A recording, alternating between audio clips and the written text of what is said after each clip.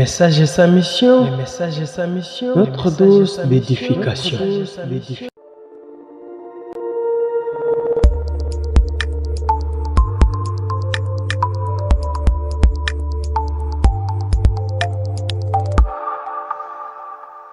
Bonjour et bienvenue très chers enfants de Dieu, partout où vous êtes en train de nous suivre dans cette nouvelle émission. Dans cet épisode, vous allez découvrir cette fois-ci, ce n'est pas quelque chose d'autre. Cette fois-ci, c'est la mission du message prêché par William Marion Branham. Je sais que la parole de Dieu et le message, ce n'est pas quelque chose qui peut venir pour ne pas manquer les buts. Et je sais qu'avec notre invité du jour, vous allez découvrir, il s'agit de pasteur Abel Ouafarial, qui est notre invité du jour. Très cher papa, bonjour. Bonjour, frère Prince.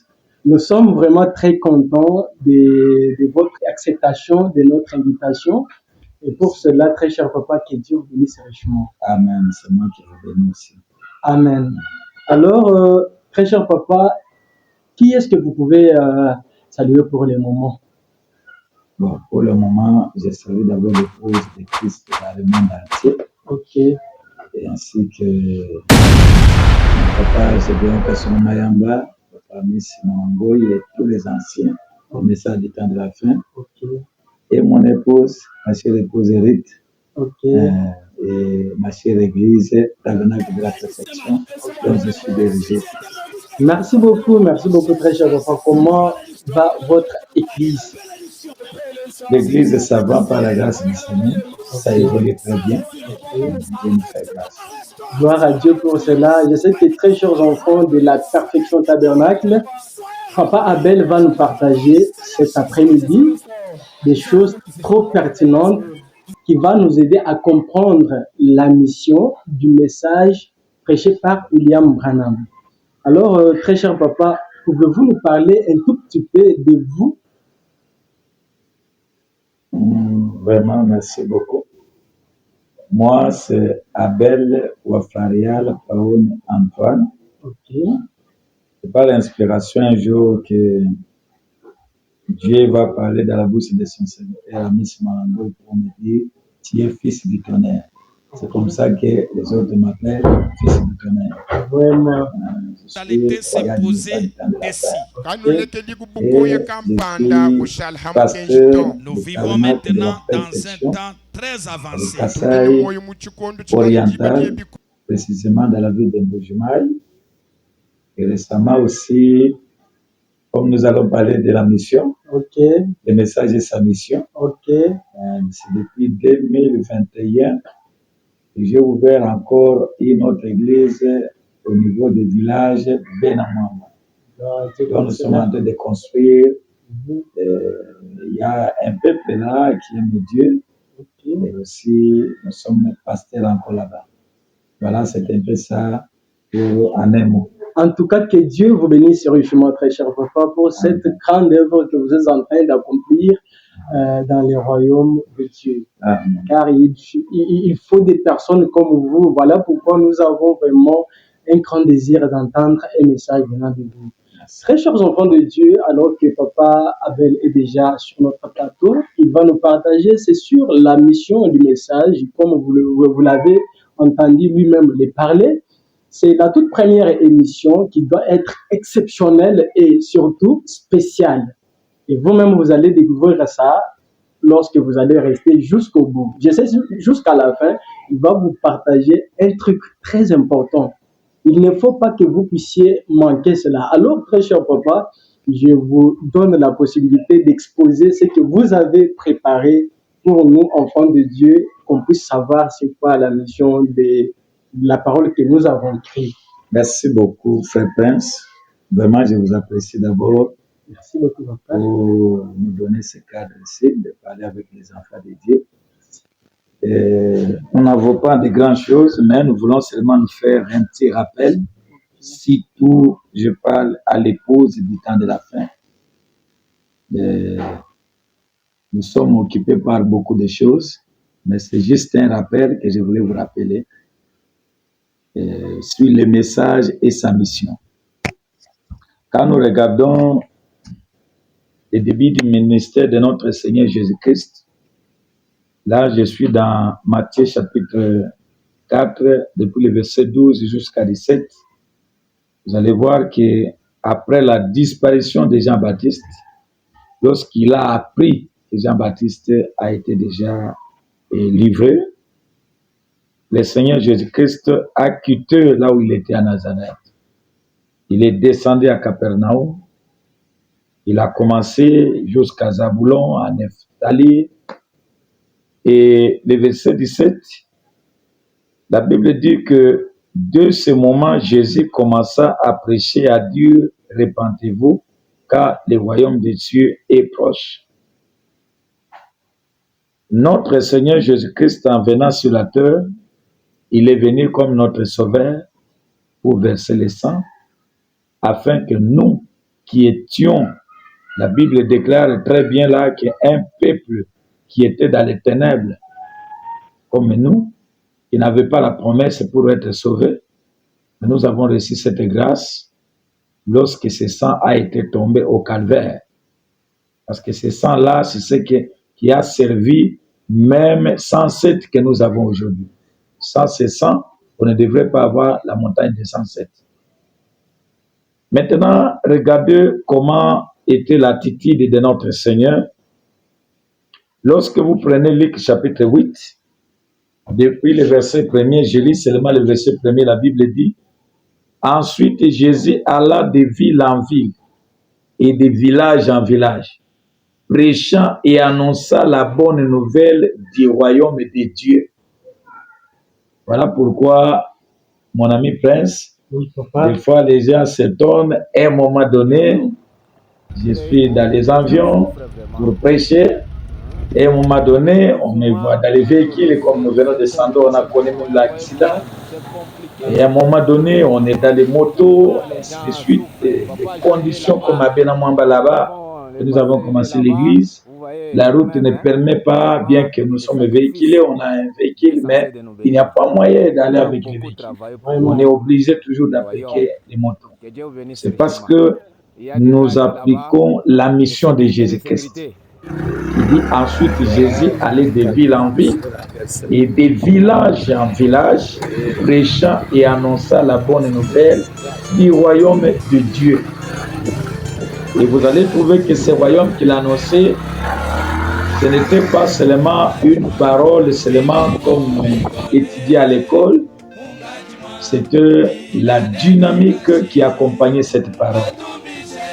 Vous connaissez vous-même, quand vous lisez les 4 évangiles, vous allez trouver les aveugles qui ont vu, les boiteux qui ont marché, les morts ressuscités dans la mission de notre Seigneur Jésus-Christ. Et vous allez trouver, il laisse cette commission à l'Église. Comment il commence avec l'Église?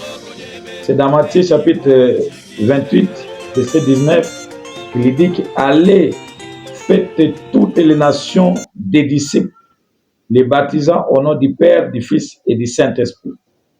Et enseignez-leur à observer tout ce que je vous ai prescrit. Et voici, je suis avec vous tous les jours jusqu'à la fin du monde. C'est-à-dire, c'est lui qui vous envoie, lui-même ne reste pas. Il y va avec toi. Voilà, nous venons de dépasser. C'est pour vous montrer que les messages et les messagers sont un. Voyez ça. Alors, la première commission, c'est dans Matthieu chapitre 10. Un calvaire total. Où il envoie ses 12 disciples. Que Dieu bénisse beaucoup. Qu'est-ce qu'il dit à ces 12? Merci. Puis, ayant appelé ses 12 disciples, il leur donna le pouvoir de chasser les esprits impies et de guérir toute maladie et toute infirmité. La première commission, aller chasser des esprits impies, guérir toute maladie et toute infirmité. Et ils sont allés. Le verset 17, la Bible dit, et le verset 7, allez prêcher et dites, le royaume des cieux est proche. Guérissez les malades, ressuscitez les morts, purifier les lépreux, chasser les démons. Vous avez reçu gratuitement et donné gratuitement. Cet évangile n'est pas payant, mais c'est un évangile qui est donné gratuitement. Parce que le salut aussi nous a été offert gratuitement. Nous aussi, nous donnons ça gratuitement. Et quand ils sont partis, ils ont fait la même chose que leur maître faisait. Parce que dans Luc chapitre 9, comme les disciples accomplis. Comme les disciples accomplis.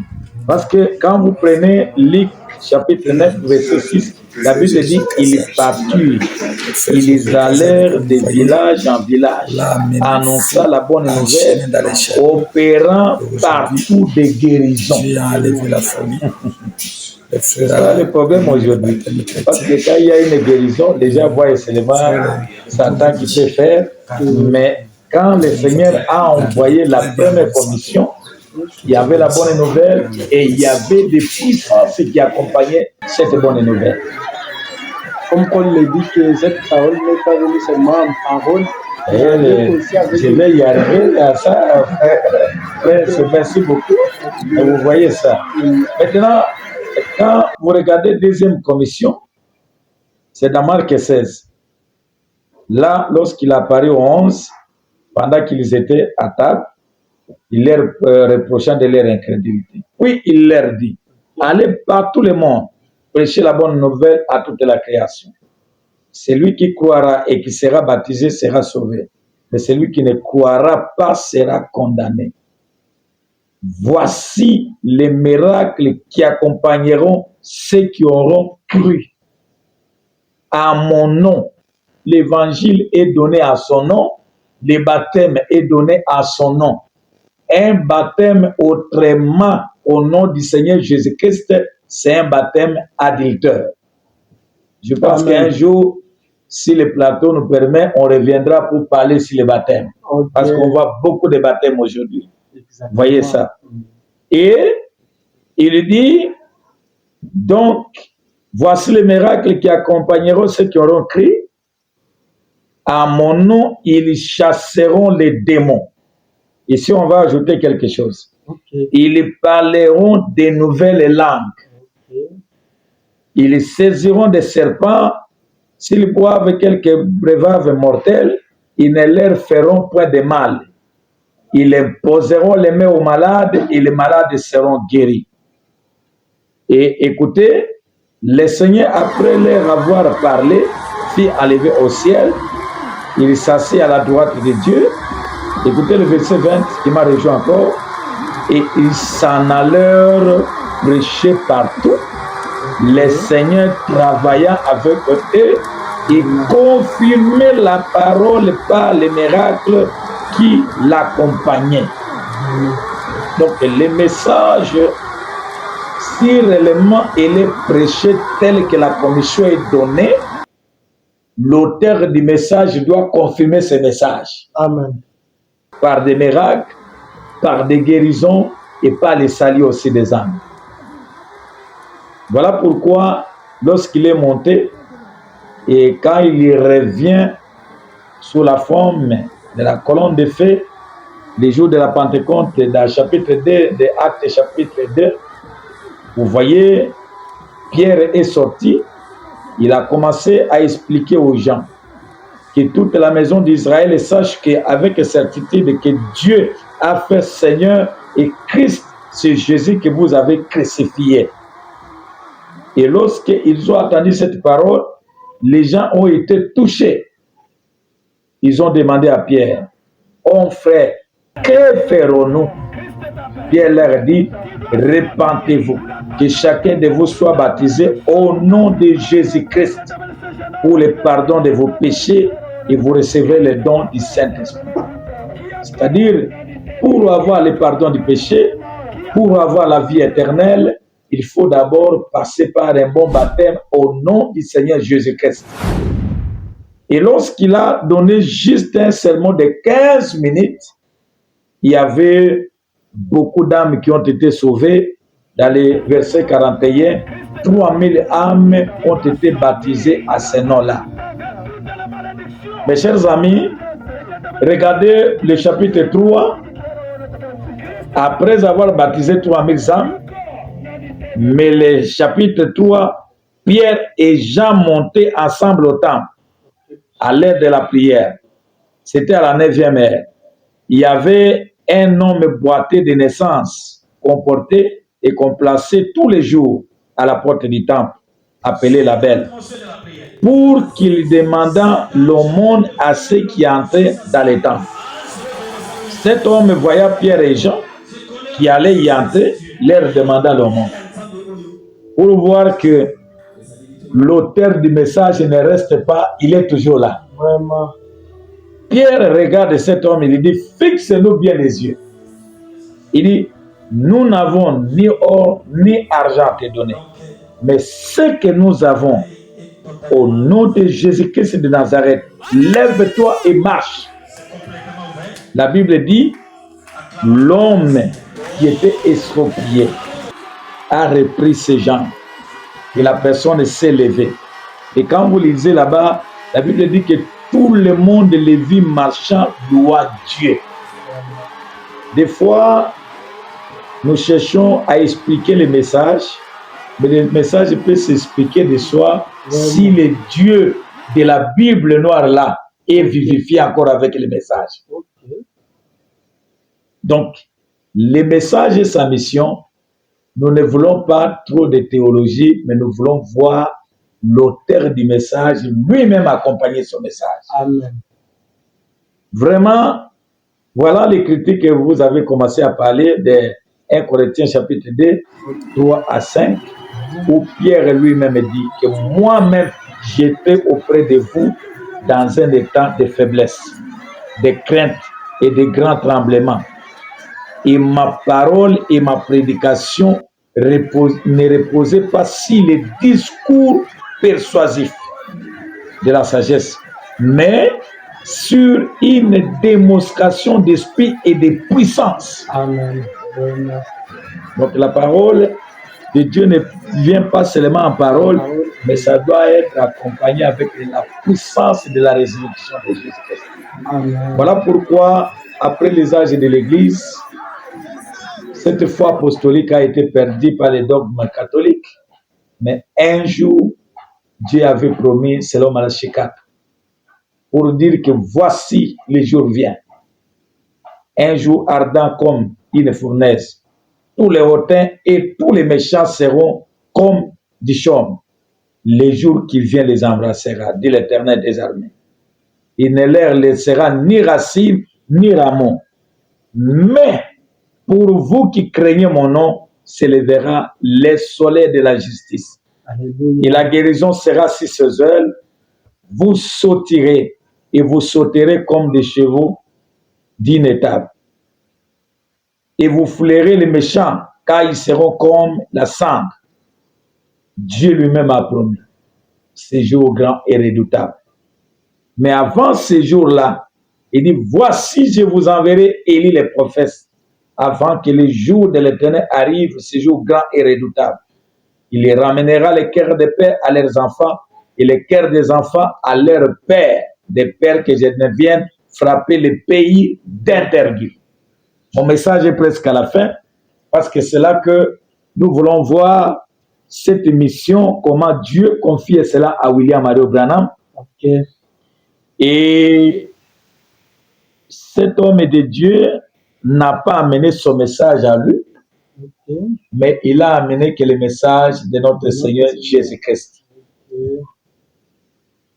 Mes chers amis, le temps nous fait défaut pour entrer vraiment en profondeur de la chose.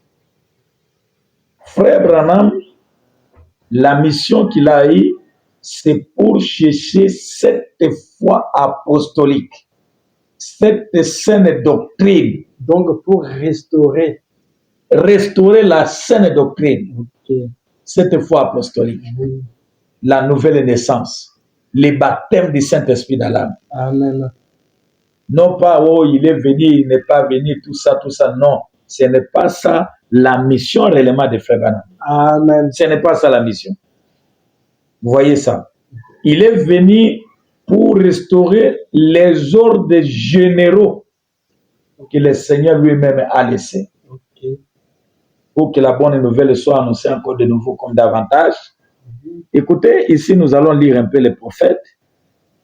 Je vais prendre donc la statue d'un homme parfait pour comprendre quelle est la mission de William Ado Branham. Qu'est-ce qu'il voulait reproduire réellement? Du 14 octobre 62 matin, paragraphe 135, Frère Branham dit: nous ne construisons pas une organisation. Je ne suis pas ici ce matin pour construire une organisation. Christ ne m'a jamais envoyé pour construire une organisation. Amen. Christ m'a envoyé pour construire des individus et les amener à la statue de Jésus-Christ afin qu'ils soient les lieux d'habitation de son esprit, les distributeurs de sa puissance. Amen. Alléluia. Amen. Donc, c'est ça la mission de Frère Branham. Construire un individu qui devient la statue de Jésus-Christ.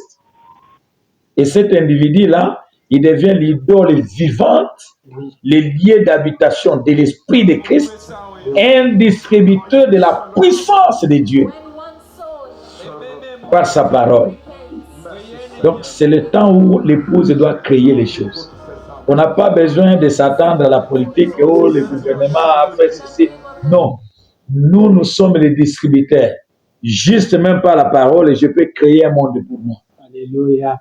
Vous voyez, il dit édifier l'individu et l'amener à cette position, pas construire des organisations pour en faire une plus grande dénomination, mais construire les individus pour en faire des fils et des filles de Dieu. Voilà l'idée de la chose. Amen. C'est ça le message et sa mission. Vraiment. Amen. Et dans l'exposé de cet âge, page 381, le message et sa mission. Oui. Frère Branham dit: aucun instant, je n'apporte aux gens un message pour les pousser à me suivre. Vraiment. Ou à se rattacher à mon église, ou à fonder un groupe, une organisation. Je n'ai jamais fait cela. Je ne le ferai pas maintenant.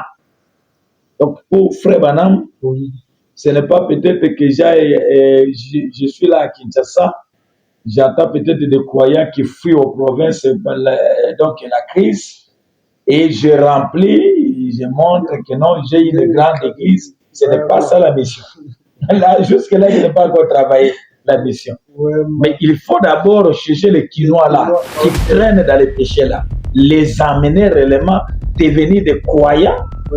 C'est ça la mission. Ce que vous parlez là, il y avait un serviteur de Dieu, je viens de le suivre il n'y a pas trop longtemps. Oui. Il disait que quand on part, par exemple, aux États-Unis, on se dit que j'ai une église aux États-Unis, mais une fois vous arrivez dans l'église, vous trouverez que l'église est remplie de noirs. C'est juste parfois, vous trouvez, on parle de lingala aux États-Unis. Alors, et ce qui n'est pas réellement l'idée de la mission. Vraiment. Maintenant, écoutez Frère Branham. Frère Branham dit maintenant ici, il dit, je n'ai pas d'intérêt pour ces choses. Vous voyez. J'ai en revanche un intérêt pour les choses de Dieu et pour son peuple. Et je serai satisfait si je peux réaliser une seule chose. Cette chose, c'est de voir s'établir une véritable relation spirituelle entre Dieu et les hommes. Amen. Dans lesquels les hommes deviennent de nouvelles créatures en Christ, remplies de son esprit.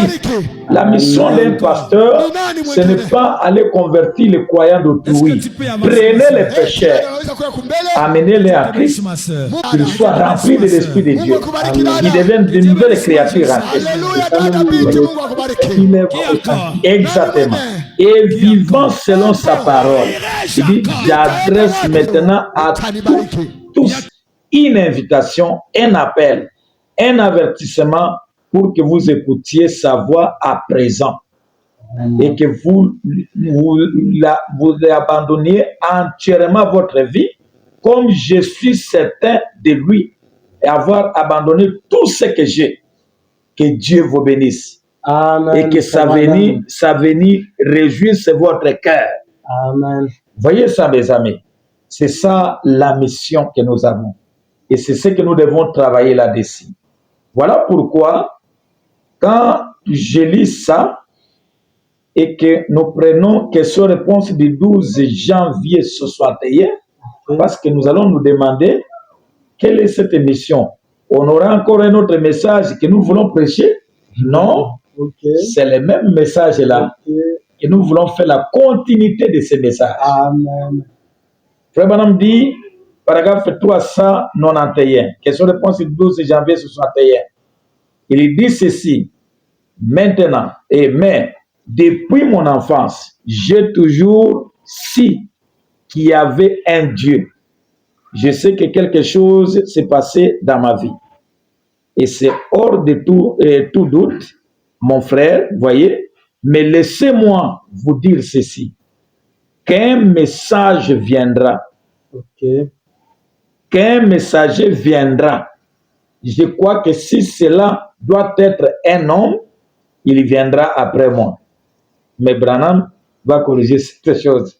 Il dit, mais ce message que je prêche est le vrai message de ce jour. Vraiment. Et c'est le dernier message. C'est que nous n'avons pas encore un autre message. Et vous voyez ce que j'ai fait, mes frères. Je vous mets tous dans la même situation que moi. Parce que vous êtes autant que moi concernés par cela. Vous êtes les messagers de ce même message. Alléluia. Oh, je dis moi-même Amen à cela.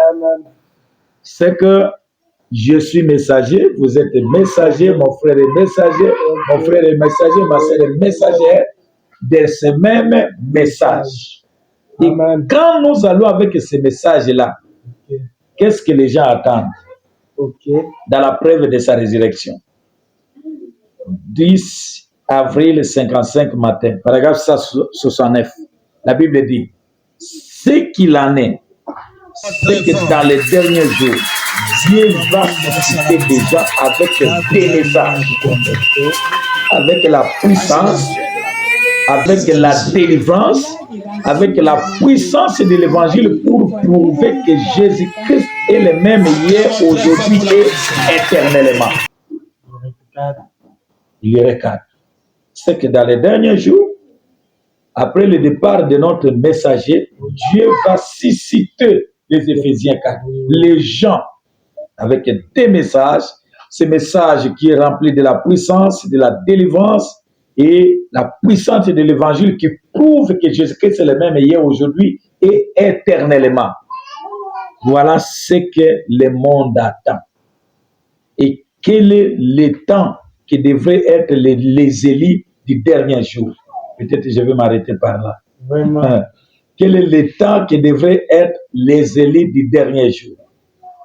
Je suis dans Exposé, page 339. Je lis donc au milieu là. Vraiment, ça m'a donné les larmes quand je lisais ça.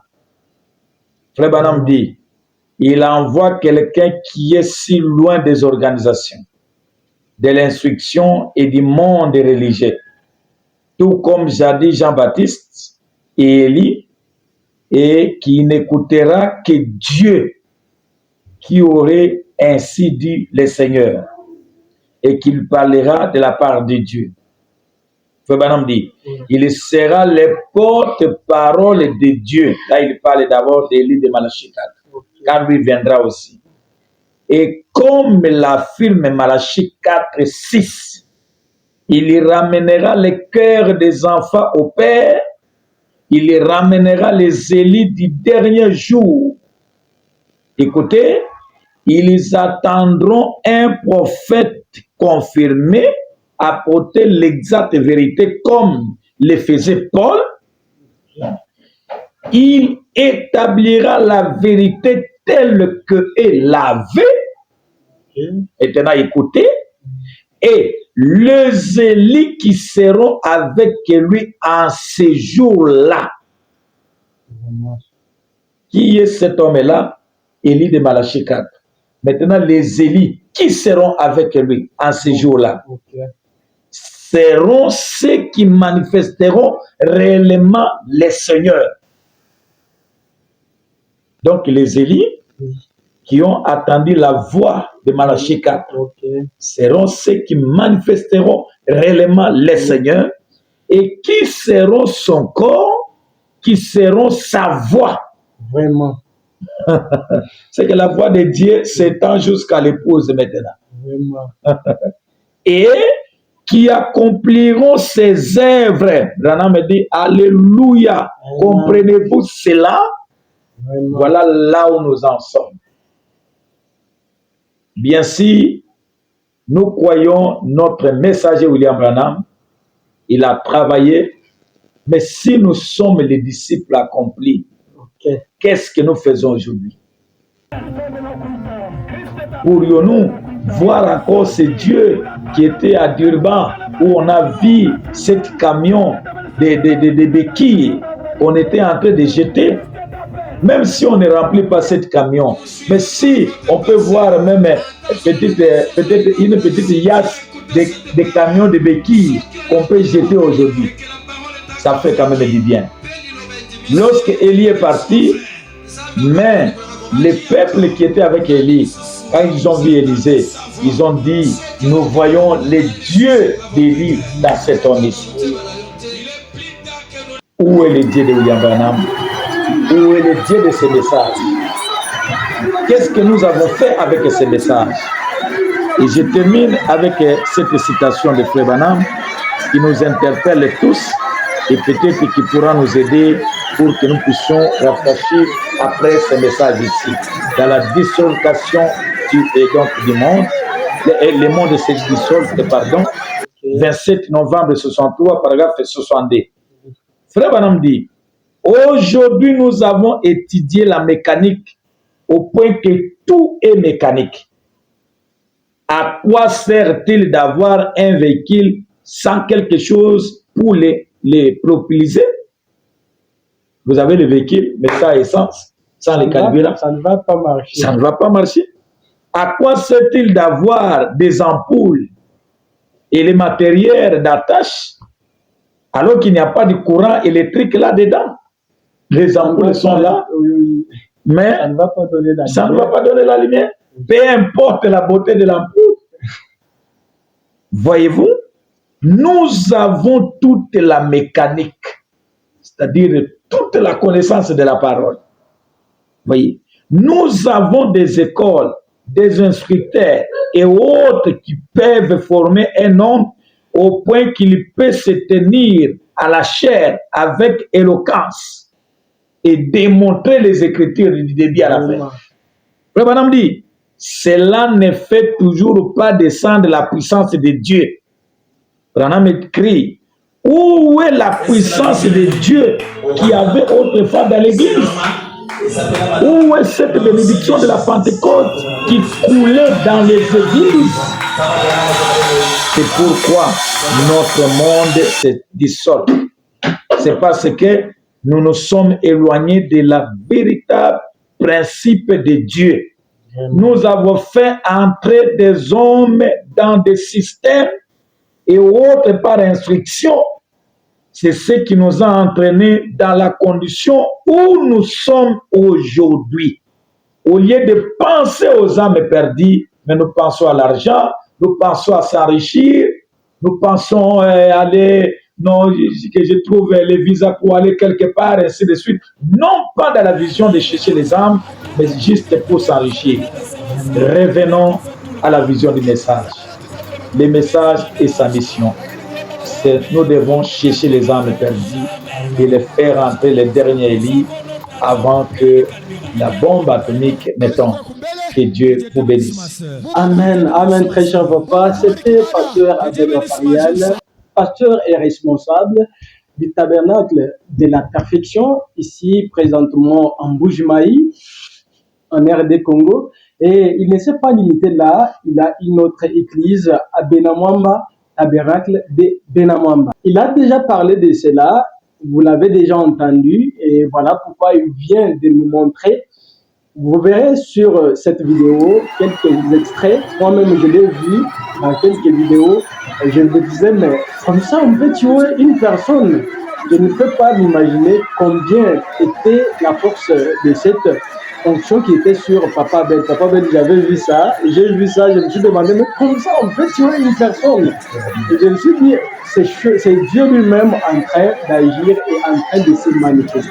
Alors vous, hommes de Dieu, partout où vous nous suivez, peu importe votre pays de résidence, que vous soyez en République démocratique du Congo, que vous soyez en dehors de la République démocratique du Congo, aux États-Unis, en Afrique du Sud, en Zambie, Tanzanie, que vous soyez au Cameroun, France, même en Belgique, je vous dis, et vous avez écouté, essayons de démontrer la mission de ces messages, car c'est nous, vous, moi, Papa Abel, les autres qui sommes les messagers de ces mêmes messages. Alors pour le reste, vous tous partout où vous êtes, je salue mon pasteur là où il est, je sais qu'il est au front, il est allé chercher les âmes, lui d'abord les âmes et ensuite les âmes. Je salue pasteur Junior Faka partout où il est. D'abord je salue Papa Abel pour cette considération. Ça me fait du bien. Donc, vous ne savez pas combien je me sens pendant que je vous parle là. Je salue mon précieux bien-aimé du Seigneur, Zoé Ham, derrière la caméra. Je salue Goshen de Mujmaï, ainsi celui de Kinshasa. Goshen, partout où vous vous retrouvez, je vous salue partout où vous êtes. Je salue Maestro Shadrach de Gloire depuis Kinshasa. Je salue Papa Samuel Ilunga. Je salue Papa Samuel Badibanga. Missionnaire Joseph Kanda, partout où vous vous retrouvez, je vous salue, sans oublier mon précieux, surtout mon ami. Là, je parle de Jacques Kangoudia, depuis République démocratique du Congo, Kinshasa. Papa Esaïbo, depuis les États-Unis, je vous salue. Et tout enfant de Dieu, partout où vous nous suivez, c'est vous notre force. Pour le reste, du temps pour la mission du message. Pour le reste, que Dieu vous bénisse richement.